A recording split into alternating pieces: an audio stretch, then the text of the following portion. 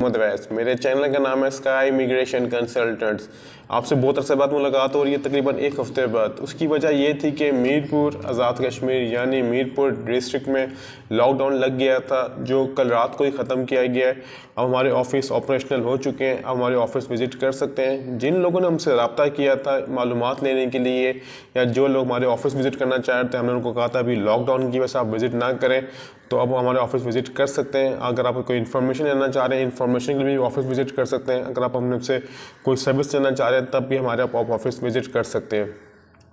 बताने का मकसद ये था कि आपको एक इन्फॉर्मेशन मिल सके जी कि हम लोग उस वक्त अपने ऑफिस वापस आ चुके हैं। बहरहाल जो आज का हमारा टॉपिक है वो जो एक वीक हम लोग अपने घर बैठ रहे हैं, हम लोग अपना काम करते हैं, हम लोग उसमें सारी वर्किंग करते रहे हैं, सोचते रहे हैं, देखते रहे हैं कि किस वक्त पाकिस्तान में वीज़ा रेशो किस कंट्री की बहुत ज़्यादा जा रही है, ताकि अगर जो एम्बेसीज पाकिस्तान में ऑपरेशंस कर रही हैं, काम कर रही हैं, उनमें जो सबसे टॉप पे मुझे लगी है वो है तुर्की। तुर्की मुझे टॉप पे क्यों लगी है? क्योंकि तुर्की कोरोना वायरस के बाद बहुत ज़्यादा जो थे, एक तो पहली बात तो ये कि पाकिस्तान और तुर्की के जो ताल्लुकात हैं वो बहुत ज़्यादा गहरे हैं। जिस तरह पाकिस्तान और चाइना के ताल्लुकात हैं, इसी तरह तुर्की और पाकिस्तान के ताल्लुकात हैं। मैं आपको आज वीडियो में बताऊँगा कि आप वीज़ा कैसे अप्लाई कर सकते हैं, क्या क्या डॉक्यूमेंट्स रिक्वायर्ड होंगे, वीज़ा रेशो क्या जा रही है, आपके वीज़ा रिजेक्ट होने के और होने के चांसेस कितने, मैं आपको सब कुछ इस वीडियो में बताऊंगा। और अगर आपको हमारी वीडियो पसंद आए, अगर आपको वीडियो को समझ आए, तो आप वीडियो को लाजमी लाइक एंड शेयर लाजमी कीजिएगा, ताकि आपके दोस्तों तक भी ये वीडियो पहुंच सके, ताकि इससे हमें भी फ़ायदा हो कि हमें कम से कम पता लग सके कि आपको हमारी वीडियो कैसे लगती है। तुर्की के मैं बता चलूँ कि तो तुर्की की जो जैरी की फ़ीस है ये 2 जगह जमा होता है। काफ़ी लोगों को पता नहीं होगा जी कहाँ कहाँ जमा होता है। जो लोग सिंध में बैठे हैं, पंजाब में बैठे हुए हैं, या फिर ऐसी जगह बैठे हुए हैं, वो डायरेक्टली जाके अपना वीज़ा जैरी में ही जमा करवा देते हैं, वहाँ से ही अपना वीज़ा पासपोर्ट वहाँ से वापस ले सकते हैं। लेकिन जो सबसे एक बेनिफिट बात है, जो मैंने अपने एनालिसिस की अपने ऑफिस के थ्रू, या फिर मैं ये सोचता कि काफ़ी वीज़े जो हो रहे हैं वो क्यों हो रहे हैं, उसकी वजह ये कि जो बंदे पाकिस्तान में इस्लामाबाद में बैठे हैं, फेडरल सिटी में बैठे हुए हैं, या फिर उसके रावलपिंडी में हो गए, या फिर गुजर खान में, या फिर जो इनके सराउंडिंग एरियाज़ में बैठे हुए हैं, वो जाके अपना वीज़ा जब भी जमा करवाएं तुर्की टूरिस्ट वीज़े के लिए, या फिर किसी भी कैटेगरी में तुर्की के लिए, तो अनातोलिया एम्बेसी जाएँ, ना कि वो जैरी में जाए। जैरी की फ़ीस भी 17,650 है और अनातोलिया एम्बेसी की फ़ीस भी 17,650 ही है। दोनों की फ़ीस सेम है, लेकिन अनातोलिया की जो वीज़ा रेशो की चांसेस है वो निस्बतन जैरी की बहुत ज़्यादा है। इसकी वजह क्या है? इसकी वजह ये है कि जो नॉर्मली लोग, मेजोरिटी लोग हैं, वो जाके अपना जो भी उनको इतना पता नहीं होता अनातोलिया एम्बेसी का, वो जाके अपना केस जैरी में जमा करवाते हैं। जो हर तरह के हर लोग वहाँ जाके जमा करवाते हैं। जिन लोगों को वीज़ा रेशो जिनको चाहिए होती है वो समझ सकते हैं जी हमारी वीज़ा रेशो ज़्यादा या हो सकती है, जो उनके डॉक्यूमेंट ज़्यादा मजबूत होते हैं, कंप्लीट होते हैं, तो वो एक अच्छी सर्विस लेने के लिए अनातोलिया एम्बेसी ही जाते हैं। तो आप वहाँ जाके जमा करवाएँ। इससे के बाद बात आती है कि आपके डॉक्यूमेंट्स कौन कौन से रिक्वायर्ड होंगे। 2021 में कोरोना के बाद जो वीज़ा रेशो कैसे आ रही है, मैं समझता हूँ कि कोरोना के बाद तुर्की की वीज़ा रेशो बहुत ज़्यादा बेहतर हो गई है, बहुत ज़्यादा बेहतर हो गई है। इसकी वजह ये है कि आपको पता होगा जो तो इनका एक एग्रीमेंट था 100 साला उस्मानिया का, वो 2023 में मार्च में ख़त्म हो रहा है। जब वो ख़त्म हो जाएगा तो ऑब्वियसली तुर्की को एक मज़ीद मजबूती मिलेगी। उसको मजबूती की फिर तुर्की इस वक्त एट दैट टाइम तुर्की जो है वो आधा एशिया में आधा यूरोप में। जब 2023 में ये ख़त्म होगा तो तुर्की प्रॉपर यूरोप में ही चला जाएगा, शामिल हो जाएगा। तो फिर जो वो लोग वहाँ पर हैं तो उनको पता होगा जी कि हम लोग जिन लोगों ने TRC यानी temporary residence card, red card जिसे कहते हैं, और उसका होता है ब्लू कार्ड, वो अप्लाई किया है, तो उसको उन लोगों को इस चीज़ का बहुत ज़्यादा फ़ायदा होने वाला है और होगा भी इंशाअल्लाह ताला।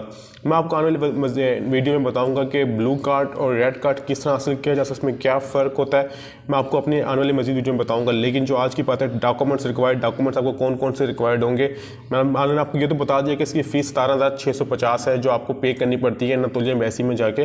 जो 17,650 तो ये हो गए, और जो आपके डॉक्यूमेंट्स रिक्वायर्ड है, डॉक्यूमेंट्स आपको रिक्वायर्ड ये होते हैं। सबसे आपको चाहिए होती है वाइट बैकग्राउंड की तस्वीर, अमेरिकन साइज़।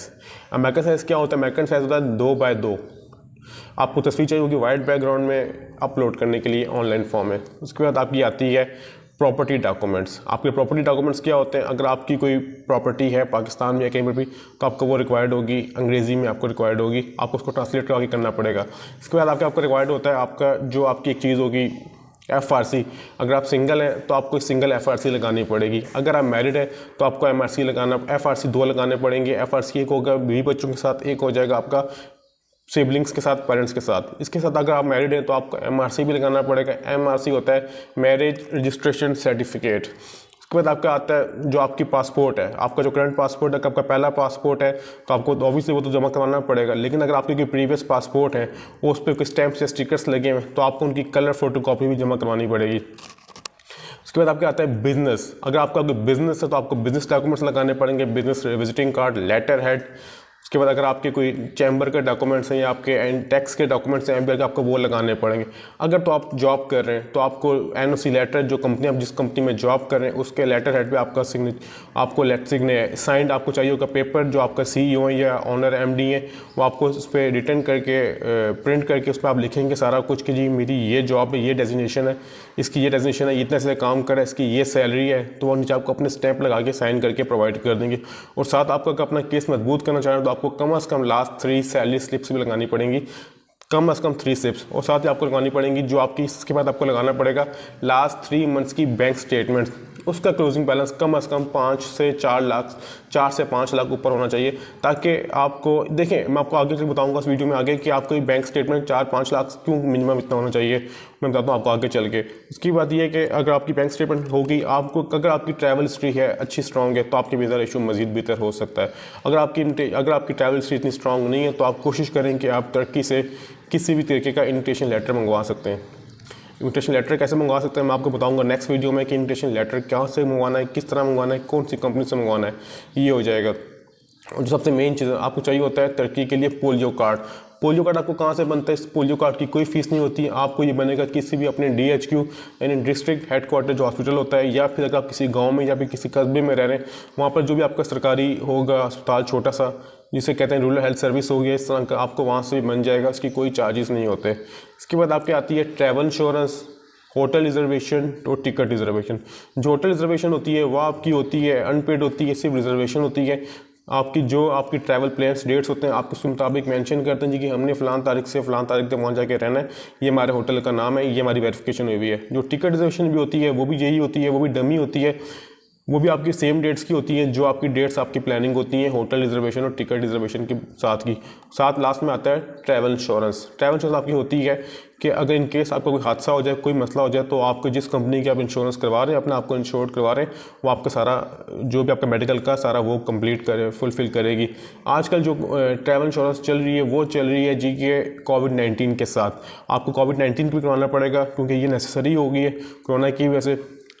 तो ये सारे डॉक्यूमेंट्स आपको रिक्वायर्ड करने पड़ेंगे। अगर आप रिक्वायर्ड करने में कामयाब हो जाते हैं तो आपको वीज़ा रेशियो आपकी बहुत ज़्यादा बेहतर हो जाएगी, अगर आपके डॉक्यूमेंट्स कंप्लीट हैं या मजबूत हैं या पोटेंशियल हैं। तो आपने सारी फाइल कंप्लीट होगी, आपने जाके जमा करवा दी, 17,650 आपसे ले लेंगे एनातोलिया एम्बेसी वाले। मैं फिर रिपीट कर रहा हूँ कि आपने अपना केस जमा करवाना है जैरी के बजाय, अगर आप इस्लामाबाद में या फिर इसके आसपास कहीं रह रहे हैं तो एनातोलिया एम्बेसी में। अब मैं आपको बताता हूँ, जो मैंने आपको बात बताना चाह रहा था कि बैंक स्टेटमेंट 4 से 5 लाख की क्यों होनी चाहिए। जो तुर्की है उनकी रिक्वायरमेंट्स हैं वो है जी लास्ट 3 मंथ्स की आपने बैंक स्टेटमेंट प्रोवाइड करनी है। 4-5 लाख की इसलिए होनी चाहिए कि देखें, अगर आप जा रहे हैं, अगर आपकी जो टिकट है तुर्की की वो कराची से इस्लामाबाद से कम 70 से 90 हज़ार रुपये की रिटर्न होती है, आपके 90 हज़ार यहाँ लग गए। आपका जो अकोमोडेशन चार्जेस है खाने मतलब ये होटल का वो वो आपको कम से कम 50 से 60 हज़ार लगता है अगर आप 2 वीक्स का प्लान कर रहे हैं नॉर्मल से होटल में। इससे कम भी हो जाता है लेकिन वो फिर मैं समझता नहीं कि रहने के काबिल होगा।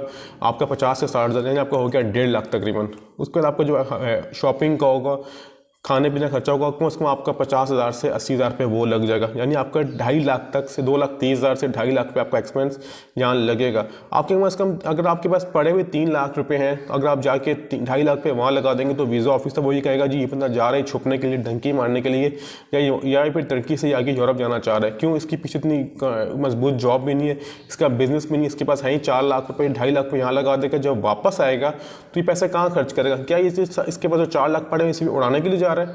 तो ये चीज़ थोड़ी सी एलिमेंट करती हैं। कम से कम आपने ये चीज़ देखनी है कि अपनी जो आपकी बैंक स्टेटमेंट है वो कम से कम 5 लाख तक हो, ताकि जो आपके पास 2.5 लाख आप खर्च करके भी आप पाकिस्तान वापस आके अपना आप सब कुछ अपना सर्वाइव कर सके।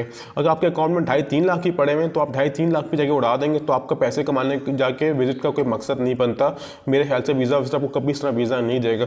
अगर आप सब चीज़ें कामयाब करने में, डॉक्यूमेंट्स कंप्लीट करने में, बैंक स्टेटमेंट करने में कामयाब हो जाते हैं तो आपकी वीज़ा रेशो बहुत हद तक बढ़ सकती है। उम्मीद करता हूँ आपको पसंद आई होगी। फिर वही रिक्वेस्ट, अगर आपको हमारी वीडियो अच्छी लगी तो लाइक एंड शेयर करना ना भूलिएगा। अगर आपको उसके मुताबिक कोई बात पूछनी हो या कोई फाइल प्रिपरेशन करवानी तो हमसे डायरेक्ट रब्ता कर सकते हैं। हमारा टेलीफोन नंबर है 034705055236। मेरा ऑफिस का एड्रेस है 2nd फ्लोर सोबत प्लाजा चकसवार आज़ाद कश्मीर। दोबारा मुलाकात होगी कुछ नई इन्फॉर्मेशन के साथ। खुदा हाफिज़।